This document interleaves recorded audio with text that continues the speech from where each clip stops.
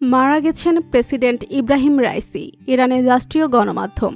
হেলিকপ্টারে থাকা ইব্রাহিম রাইসির সফর সঙ্গী কেউ বেঁচে নেই। পুরো খবরটি জানতে ভিডিওটি শেষ পর্যন্ত দেখুন। ইরানের প্রেসিডেন্ট ইব্রাহিম রাইসি মারা গেছেন বলে নিশ্চিত করেছে দেশটির গণমাধ্যম ইরনা ইন্টারন্যাশনাল।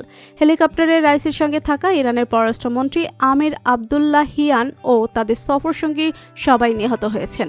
এছাড়াও তাদের মৃত্যুর সংবাদ নিশ্চিত করেছে সাবেরের নিউজ। এদিকে ইরানের প্রেসিডেন্ট ইব্রাহিম রাইসিকে নিয়ে দুর্ঘটনা কবলিত হেলিকপ্টারটির খোঁজ পাওয়ার পর রেড ক্রিসেন্ট জানিয়েছে ওই হেলিকপ্টারে কেউই জীবিত থাকার লক্ষণ নেই। ব্রিটিশ সংবাদ মাধ্যম বিবিসি বলছে, প্রেসিডেন্ট ইব্রাহিম রাইসির হেলিকপ্টার দুর্ঘটনার মুখে পড়ার পর সেখানে কারো জীবিত থাকার কোনো চিহ্ন নেই বলে ইরানের রাষ্ট্রীয় টিভি বলছে। অন্যদিকে ইরানের এক কর্মকর্তার বরাত দিয়ে রয়টার্স আরও জানিয়েছে, দুর্ঘটনায় হেলিকপ্টারটি সম্পূর্ণ পুড়ে গেছে। গতকাল আজারবাইজানের সীমান্তবর্তী এলাকায় দুই দেশের যৌথভাবে নির্মিত একটি বাঁধ উদ্বোধন করতে যান ইব্রাহিম রাইসি। সেখানে আজারবাইজানের প্রেসিডেন্ট ইলহাম আলিয়েভও ছিলেন।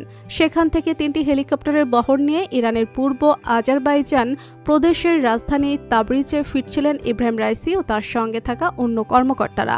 পথে পূর্ব আজারবাইজানের জোলফা এলাকার কাছে দুর্গম পাহাড়ে প্রেসিডেন্টকে বহনকারী হেলিকপ্টারটি বিধ্বস্ত হয়।